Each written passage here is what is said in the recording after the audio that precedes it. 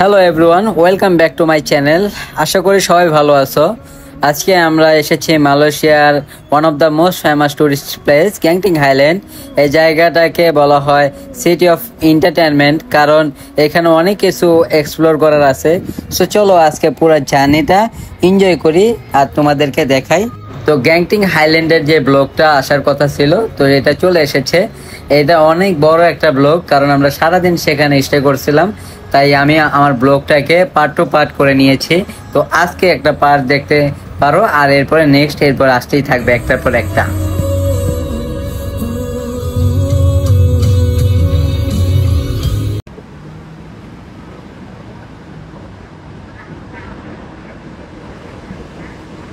Hello everyone, এখন প্রায় 2000 মিটারের উপরে আছে, তারপরে আরো উপরে উঠবো। গ্যাংটিং হাইল্যান্ডে চলে এসেছি আমরা। তো আমাদের জার্নিটা স্টার্ট হয়েছিল কুয়ালালামপুর থেকে গ্যাংটিং হাইল্যান্ড।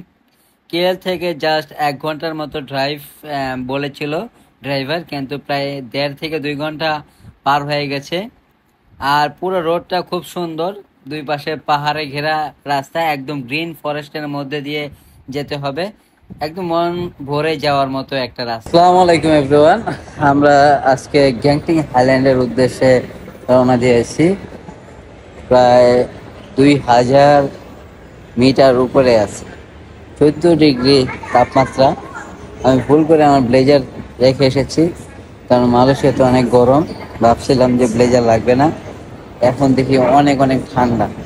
বাট বুঝতেছি না ফরেনাররা কীভাবে শর্ট শর্ট ড্রেস করে এত ঠান্ডার মধ্যে সার্ভাইভ করতেছে, মানে আমার মাথায় ঢুকতেছে না। যাই হোক, ঠান্ডার দেশে থাকা অভ্যস্ত। এখন আমাদের টিকিট কিনতে গেছে আমাদের ট্যুর গাইড। ওকে, আমাদের ট্যুর গাইড আমাদেরকে গ্যাংটং হাইল্যান্ডের। হ্যালো এভরিওয়ান, তো আমাদের ট্যুর গাইড আমাদেরকে টিকিট এনে দিয়েছে। আমরা এখন এই 2000 মিটার উপরে আছি, প্রায় 2টা বুর্জ খলিফার সমান না, প্রায় 3টা বুর্জ খলিফা এক সমান দাঁড়া করলে যতটুকু উঁচা হয়, ঠিক ওই সমপরিমাণ উঁচায় আমরা আছি, প্রায় মেঘের উপরে বলা চলে। আমি কেন যে আমার ব্লেজারটা আনলাম না। ওকে, আমরা এখন সিকিউরিটির এই জায়গায় আছি, আমাদের সবকিছু চেক করা হচ্ছে, সবার মোবাইল, মানি ব্যাগ, সবকিছু। তো গ্যাংটিং হাইল্যান্ডের উপরে আমরা কেবল কার দিয়ে উঠবো। মালয়েশিয়ার সবচাইতে সুন্দর টুরিস্ট স্পট হলো গ্যাংটিং হাইল্যান্ড। আর এই কেবল কারের যে জার্নিটা, এটা ছিল জাস্ট অসাম। আমরা যে উপরে উঠেছিলাম, এত সুন্দর ভিউ, একদম মাইন্ড ব্লোয়িং, কি বলবো। দেখতেই পাচ্ছেন কত মানুষ এই গ্যাংটিং হাইল্যান্ডের উপরে থেকে চলে আসছে, আর আমরা এখন যাচ্ছি। তো আমরা সারাদিন সেখানে স্টে করব। দেখতে পাচ্ছেন কত কত মানুষ, কত সিরিয়াল। এরপরে আমরা গ্যাংটিং হাইল্যান্ডে ওঠার জন্য যে ক্যাবেল কারটা, সেটা পেয়ে গেলাম। খুব সুন্দরভাবে আমরা এখন ক্যাবেল কার উঠে গেছি এবং ভিউ দেখতেছি। What a view!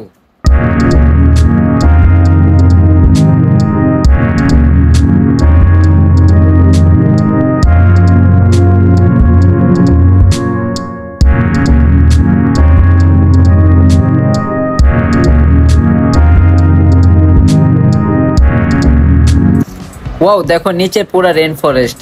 এটা একদম ইউনিক এক্সপিরিয়েন্স। এই কেবল কারের ভেতরে বসলে লাগে যে আমি ফ্লোটিং ইন দ্য স্কাই। এখানে আসলে অবশ্যই একবার কেবল কার ট্রাই করতে হবে। তো এই কেবল কারের ভিতরে বসে মনে হবে আমরা লিটারেলি আকাশে উঠছি। চারদিকে শুধু গ্রিন মাউন্টেন, রেন ফরেস্ট, আর মাঝে মাঝে মিস্ট ক্লাউড আছে, পুরোটা ঢেকে যায়। নিচে রোড, জঙ্গল, ছোট ছোট বাড়ি, সব স্পষ্ট দেখা যায়। হ্যালো, আসসালামু আলাইকুম এভরিওয়ান। আমরা এখন গ্যাংটিং হাইল্যান্ডের একদম পুরো টপ ভিউতে আছি। দেখতেই পাচ্ছেন পুরো কুয়াশার উপরে।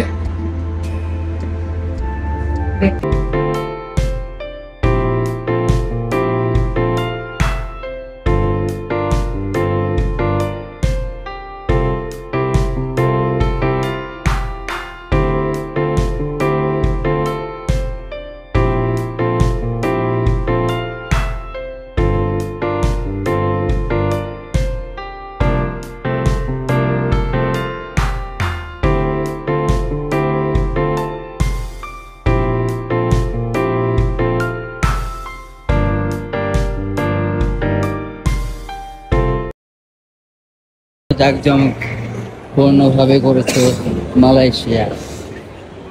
দেখতেই পাচ্ছেন মালয়েশিয়ার সবচেয়ে উঁচু পাহাড়ের উপরে আমরা এসেছি। মালয়েশিয়া আইকনিক লাইফস্টাইল মল। ওকে গাইস, ফাইনালি আমরা এসে গেলাম স্কাই এভিনিউ মলে। গেন্টিং হাইল্যান্ডের একটা আইকনিক লাইফস্টাইল মল। এই মলটা আসলে মাউন্টেনের একদম উপরে বানানো, প্রায় 6000 feet up from sea level. ভাবতেই পারছো মেঘের মধ্যে যেন একটা শপিং প্যারাডাইস তৈরি করা হয়েছে। চলুন দেখি ভিতরে কি আছে। ও দেখতে পারছো একদম ultra modern design, colourful LED screen everywhere, আর সব ব্র্যান্ড সব একসাথে। এখানে প্রায় 500 প্লাস শপ অ্যান্ড রেস্টুরেন্ট আছে। ওয়ার্ল্ড ফেমাস ব্র্যান্ড থেকে শুরু করে লোকাল মালয়েশিয়ান কালেকশন সবই পাওয়া যাবে। যে কোনো শপিং লেভেলের জন্য একদম পারফেক্ট স্পট।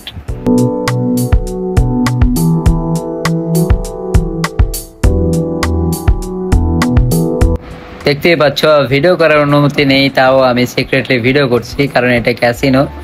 অনেক বড় একটা ক্যাসিনো আছে গেন্টিং হাইল্যান্ডের উপরে।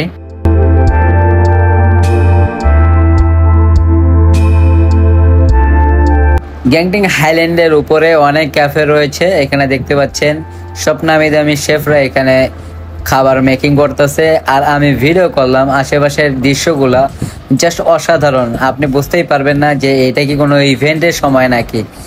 কোনো ইভেন্ট ছাড়াই জাস্ট শপিং মলটা এভাবে সাজানো, আর এত এত টুরিস্ট। পুরো গেন্টিং হাইল্যান্ডটাই সাজানো গোছানো শপিং মল আছে, 5 স্টার হোটেল, 5 স্টার বার এবং সবকিছুই আছে এখানে। কোনো কিছুর কমতি রাখে নাই সরকার। হ্যালো, আসসালামু আলাইকুম এভরিওয়ান। আমরা মালয়েশিয়ার সবচেয়ে টপ যে পাহাড়টা আছে মাউন্টেন, সেই পাহাড় প্রায় 6000 ফিট উপরে আছি।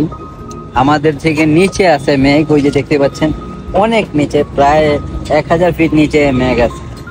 আমরা মেঘের উপরে আছি, আর অনেক সুন্দর ভিউ।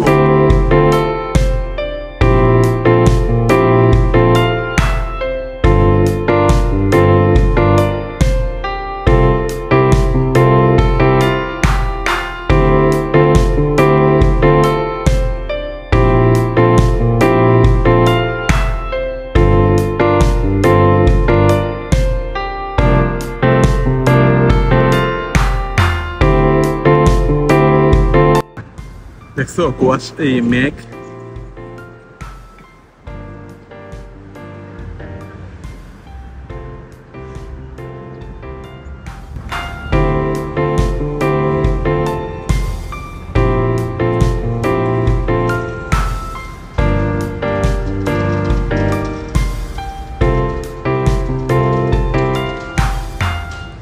আপনারা যারা মালয়েশিয়ার ভিজিটে আসেন অবশ্যই গেন্টিং হাইল্যান্ড ভিজিট করে যাবেন। খুব সুন্দর একটা জায়গা। যদি ঘুরতে আসেন আশাহত হবেন না আশা করি। দেখতে পাচ্ছেন আমরা প্রায় 6000 ফিট উপরে আছি। এই এলাকাটা একদম 12 ডিগ্রি তাপমাত্রা, খুব ঠান্ডা করতেছে। আমাদের সবার চুল ভিজে গেছে, আমার বোনেরও চুল, অনেক চুল হওয়ার কারণে ভিজে গেছে। মানে খুবই ঠান্ডা এই জায়গাটা। আর ভিউটা তো অসাধারণ, মাশাআল্লাহ। আল্লাহর তৈরি পৃথিবীটা কত সুন্দর।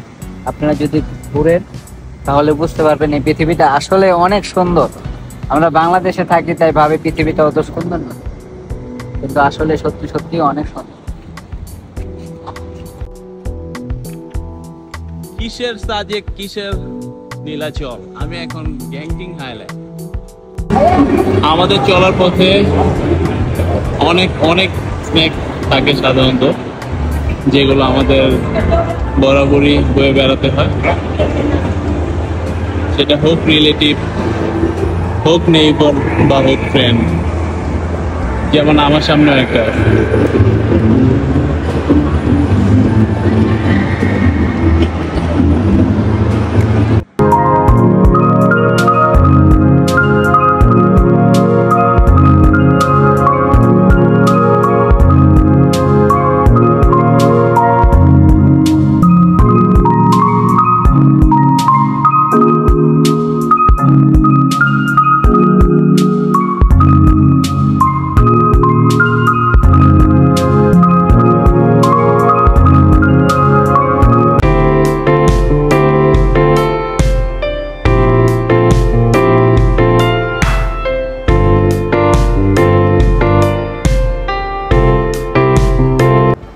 আমার ছোট ভাইয়ের ক্যামেরা ধরা পড়লো ফরেনারদের ফানি ফানি অ্যাক্টিভিটিস এবং মুভমেন্ট।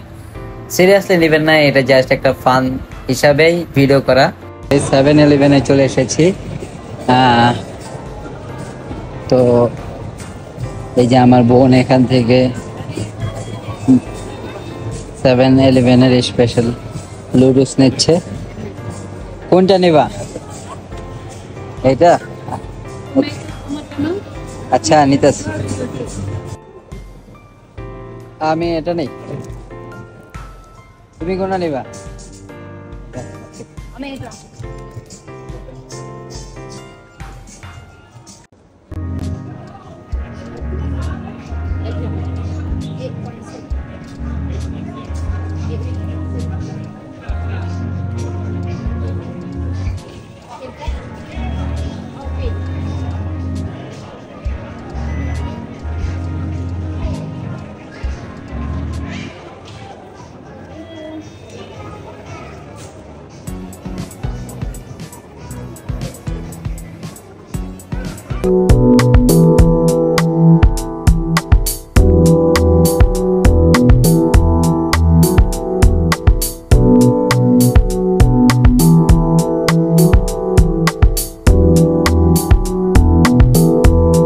দেখতেই পাচ্ছেন যে 7-Eleven সুপার শপটা রয়েছে।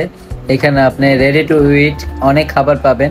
তো আমার বোন এখানে কফি মেক করলো, তারপরে এই লুডুসটা ভালো করে গরম পানিতে বয়েল করবে।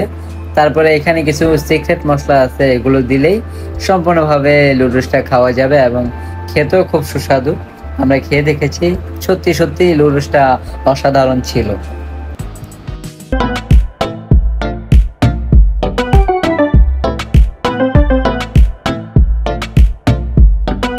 মাঝে আরেকটা ল্যান্ড আছে, ওইখানে নামবো। মাঝে আরেকটা ল্যান্ড আছে, ওই জায়গায় নামবো। আর আমাদের হোটেলে যাইতে 2 ঘন্টা সময় লাগে এই জায়গা থেকে, সুতরাং একটু দেরি হবে। তারপরে আমাদের হোটেলের সামনে বাঙালি খাবার পাওয়া যায়, ভাত, মাংস, বট। তো আমরা সেখানে যে দুপুরে লাঞ্চ সেরে নেব। তো চলো যাওয়া যাক। তো গ্যাংটিং হাইল্যান্ডের 6000 ফুট উপরে আমরা অনেকক্ষণ স্টে করছিলাম, ভিডিও মেক করলাম, পাহাড়ের ভিউ দেখলাম, ছবি তুললাম এবং এই সুপার মল, সুপার ক্যাফে, বার, ক্যাসিনো সবকিছু আমরা দেখলাম। খুব ভালো লাগলো, এনজয় করলাম, আমাদের মুহূর্তগুলো ভালোই কাটলো। এখন আমরা নিচে যে একটা টেম্পল রয়েছে সেই টেম্পলের দিকে যাচ্ছি।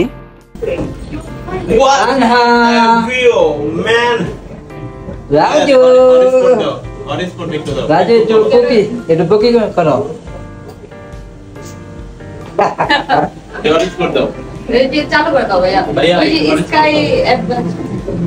স্কাই ওই যে দেখো, দেখছো আবহাওয়া। নিচে কিছু দেখা যাচ্ছে না মেঘের জন্য, আমরা এখন মেঘের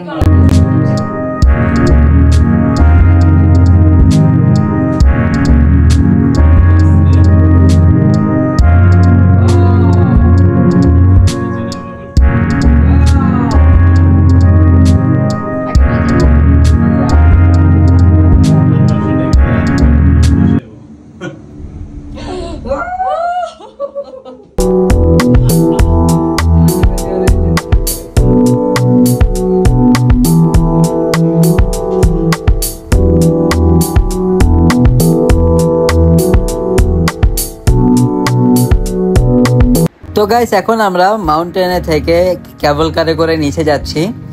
মালয়েশিয়ার গ্যাংটিং হাইল্যান্ড জায়গাটা খুবই সুন্দর। আরেকটা হাইল্যান্ড রয়েছে, সেটা হলো ক্যামেরন হাইল্যান্ড। ওইটা যাওয়ার ইচ্ছা ছিল, কিন্তু ওইটা কুয়ালালামপুর থেকে অনেক দূরে হওয়াতে আমরা যাইনি, স্কিপ করেছি। গ্যাংটিং হাইল্যান্ডে অবশ্যই ঘুরে দেখবেন আপনারা যখনই মালয়েশিয়া ভিজিটে আসবেন। জায়গাটা অসাধারণ। বাংলাদেশের কোনো পাহাড়ের ভিউ এত সুন্দর না আমার যতটুকু মনে হয়। যাই হোক, আমরা গ্যাংটিং হাইল্যান্ডের সেই উপরে সুপার মল থেকে নিচে একটা বুদ্ধিস্ট টেম্পেলে চলে এসেছি। এই টেম্পেলটাও অনেক সুন্দর, আশেপাশে ভিউটাও অসাধারণ। আমরা এটার ভিডিও মেক করব। দেখতে পাচ্ছেন টেম্পেলের যে রাস্তা, এটা কত সুন্দর।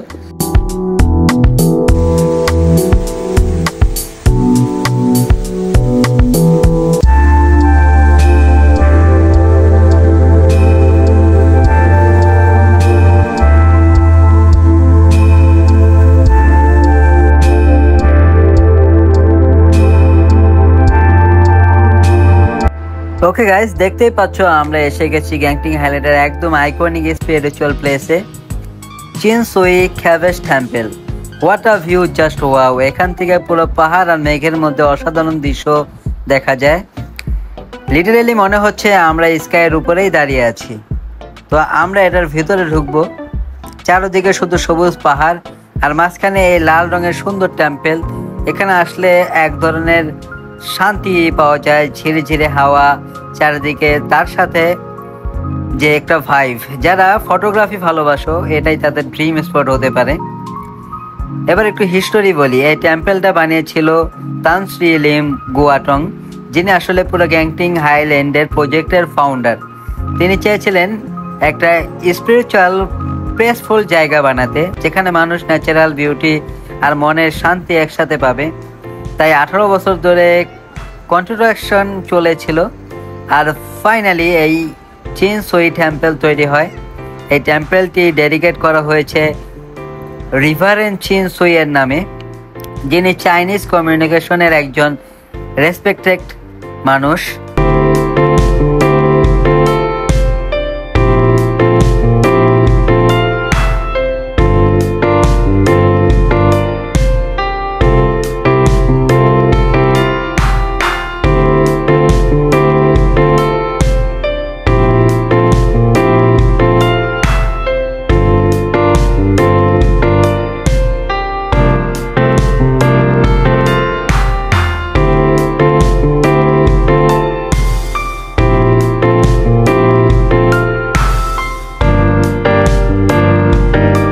এত সুন্দর পাহাড়, এত সুন্দর ড্রিমি পরিবেশ, মেঘের মধ্যে এই রকম একটা আবহাওয়া, যেখানে মাত্র 12 ডিগ্রি তাপমাত্রা।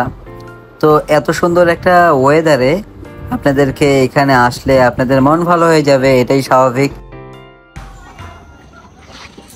চলো এদিক দিয়ে আমরা আরো ভেতরে এক্সপ্লোর করি। এই জায়গায় ভূত থাকতেই পারে। এদিক দিয়ে নামবো নাকি ওদিক দিয়ে? ওদিকে তো ভূতের এলাকা।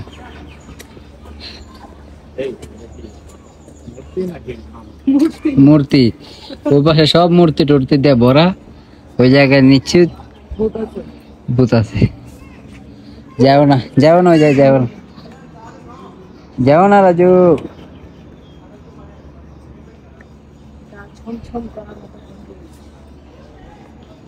কি দেখ খাবলাটা দিব তোরে, তখন বুঝবি। ওই দশ না গলা কাটা লাইছে।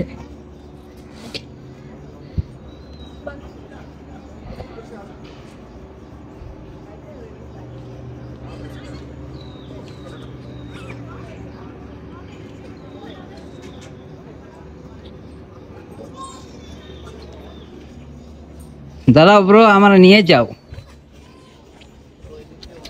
তুমি একা গেলে পর আমি এই জায়গাতে নামতে পারবো না। এই জায়গা অনেক মানুষ মারে ও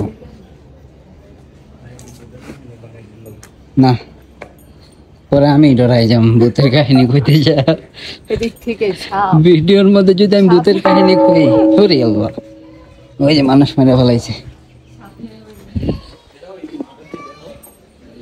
হ্যাঁ দেখাইছি, মার্ডার করছে। এই জায়গা দেবতারা মানুষের মার্ডার করতো আগে। এই যে কোনো কাহিনী আছে। গাছের ডিজাইন করছে ডালাই দিয়া নাকি গাছ পড়ে গেছে? গাছ পড়ছিল আর উঠে নাই, এরপরে শিলা হয়ে গেছে। এটা এখন শিলা। আর এটা হলো ব্যাঙের ছাতা। ব্যাঙের ছাতা তৈরি করছে। আরো যাবে এদিক দিয়ে, আরো উপরে যাওয়া যায়। না না না না, আমি এত এক্সপ্লোর করতে চাই। পাথর এগুলো পাথর, কিন্তু গাছের জায়গা ডিজাইন করে। এই যে একটু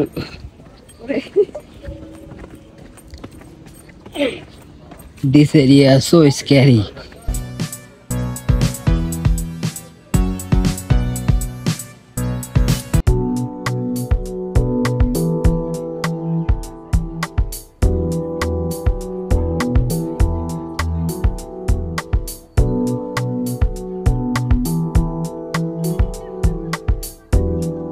ওই জায়গাটা আর কি ঠাকুরটা অনেক বড়। এই জায়গার আমি একটা মানে ইতিহাস কই। ইতিহাসটা হলো এক চায়না নাগরিক মালয়েশিয়াতে আসার পরে সে এই দেশের রেসিডেন্সি নেয়। তারপরে সে পাহাড়ের উপরে একটা রিসোর্ট তৈরি করে। ওই রিসোর্টের পাশেই সে একটা বৌদ্ধ মন্দির তৈরি করে এবং সে এখানে একটা ঠাকুর স্থাপন করে, যে ঠাকুরটা হলো পাহাড় দেবতা, মানে পাহাড়ের দেবতা। আর সেই ঠাকুর নাকি এই পাহাড়ের ধস, পাহাড়ের যত সকল সমস্যা আছে, আর্থকুইক, সবকিছু নাকি সেই ঠাকুরটাই সেভ করে। যাই হোক, এমন কিছু একটাই আমি শুনছি। সব কত কত ঠাকুরের অভাব নেই। পাহাড়ের ঠাকুর আছে, তারপরে সমুদ্রের ঠাকুর আছে, তারপরে সূর্য ঠাকুর আছে।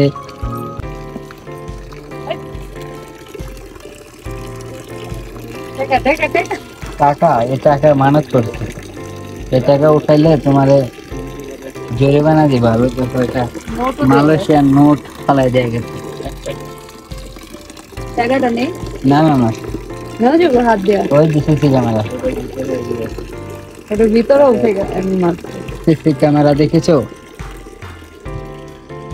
ওই সিসি ক্যামেরা, ওই যে ওই যে দেখাও, ওই যে আমি ভিডিও করতেছি। ও আর ঠাকুর আমি যেতে টাকা নিলে। টুরিস্ট স্পট, আর জায়গাটা অনেক সুন্দর। একটা পাহাড়ের উপরে মনোরম পরিবেশ, ঠান্ডা আবহাওয়া, এখান থেকে ভালো ভালো ভিউ দেখা যায়, আর আবহাওয়া খুব ভালো। এর জন্যই আসা, না হলে এই মন্দির টন্দিরে আসার কোনো বিন্দু মাত্র ইচ্ছা নাই আমার।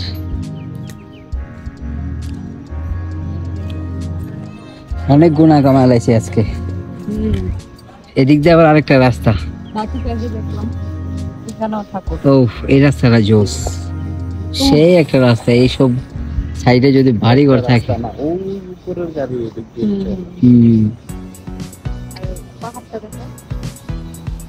পাহাড়। আমরা একটু আগে ছিলাম ওইটার উপরে, এখন এখানে চলে এসেছি।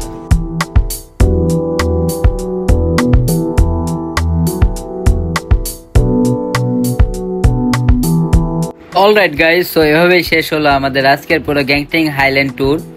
অনেস্টলি বললে আজকের এক্সপিরিয়েন্স আমার জন্য একদম আনফরগেটেবল। সকাল থেকে শুরু হয়েছিল ক্যাভেল কার রাইড দিয়ে, আকাশের মধ্যে ভেসে থাকার মতো ফিলিং, নিচে গ্রিন ফরেস্ট আর মেঘের মধ্যে দিয়ে চলা, এক কথা অসাধারণ। তারপর আইকনিক স্কাই এভিনিউ মল, সেখানে একদম ওয়ার্ল্ড ক্লাস শপিং, আর অন্যদিকে পাহাড়ের উপর দাঁড়িয়ে কফি খাওয়ার মতো ড্রিম লাইফস্টাইল এক্সপিরিয়েন্স পেলাম। এরপর আসলাম চিনসোয়ে ক্যাভেস টেম্পেলে। হোয়াট আ পিসফুল প্লেস, ইতিহাসের একটা ভাইবের সাথে মাইন্ড ব্লোয়িং মাউন্টেন ভিউ, সবকিছু মিলে এটাকে আমি বলবো গ্যাংটং হাইল্যান্ডের হার্ট। আজকে ঘুরতে আমি রিয়েলাইজ করলাম লাইফে মাঝে মাঝে একটু বিরতি নেওয়া দরকার। শুধু সিটি লাইফ না, এমন জায়গা হলে মন, শরীর, আত্মা সব রিফ্রেশ হয়ে যায়। আর ভ্রমণের সবচেয়ে সুন্দর দিক হলো শুধু জায়গা দেখা নয়, নতুন কালচার, মানুষ, নিজের নতুন ভার্সন খুঁজে পাওয়া। আমি চাই তোমরা প্রত্যেকেই একদিন ফ্যামিলি, ফ্রেন্ডস বা প্রিয়জনকে নিয়ে এখানে আসো, কারণ গ্যাংটং হাইল্যান্ড সত্যিই অর্থ ভিজিটিং।